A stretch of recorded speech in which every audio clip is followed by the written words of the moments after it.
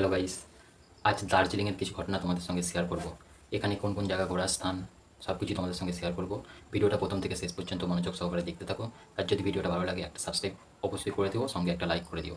চলো ভিডিওটা শুরু করা যাক। দার্জিলিং পাহাড়ের রানী নামে পরিচিত, ভারতের পশ্চিমবঙ্গের রাজ্যের উত্তর প্রান্তে অবস্থিত। এটি একটি সুন্দর শৈল শহর, প্রাকৃতিক দৃশ্য, চা বাগান এখানে ঐতিহাসিকভাবে গুরুত্ব। দার্জিলিং হিমালয় রেল স্টেশনের জন্য বিখ্যাত।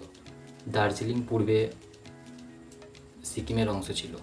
1835 সালে ইস্ট ইন্ডিয়া কোম্পানি সিকিমের রাজার হাত থেকে এটি অধিগ্রহণ করে এবং ব্রিটিশ সৈন্যদের একটি স্বাস্থ্যনিবাস গড়ে তোলে। শহরটির নামকরণ করা হয়েছে তিব্বতী শব্দ দার্জিলিং থেকে, যার অর্থ বর্জ্যপাতের ভূমি। 1840 সাল থেকে এখানে চা চাষ শুরু হয়। খুব শীঘ্রই চা চাষের জন্য এখানে উন্নতি লাভ করে।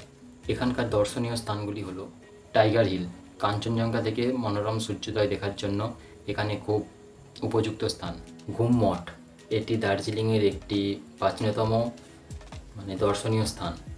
বাতাসিয়া লুপ, এটি দার্জিলিংয়ের হিমালয়ান রেল স্টেশনের একটি গুরুত্বপূর্ণ স্থান। এখানে একটি স্পাইডার রেল লাইন ও একটি স্মৃতিসৌধও রয়েছে। দার্জিলিংয়ের অন্যতম চা বাগান, যেখানে চা তৈরির প্রক্রিয়াও দেখা যায়। দার্জিলিংয়ের রোপওয়ে আপনাকে উপত্যকার মনোরম দৃশ্য এখানে দেখাবে। মহাকাল মন্দির, অবজার হেডলি হিলের ওপর অবস্থিত এই মন্দিরটি হিন্দু ও বৌদ্ধ সম্প্রদায়ের কাছে খুবই পবিত্র। দার্জিলিংয়ে সারা বছর পর্যটকদের আকর্ষণ করে। এখানে গরমকালে আবহাওয়া খুবই মনোরম থাকে এবং শীতকালে বরফ দেখার খুব সুযোগ থাকে। এখানকার প্রধান আকর্ষণ হলো টয় ট্রেন।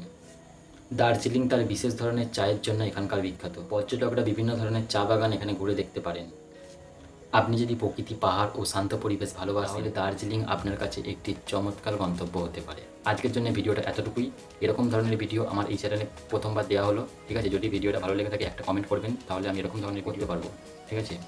ভালো লাগে একটা লাইক করবেন আর একটা সাবস্ক্রাইব করবেন, মোটিভেটেড হতে পারি, ঠিক আছে? ধন্যবাদ সবাইকে, সবাই ভালো থাকবেন।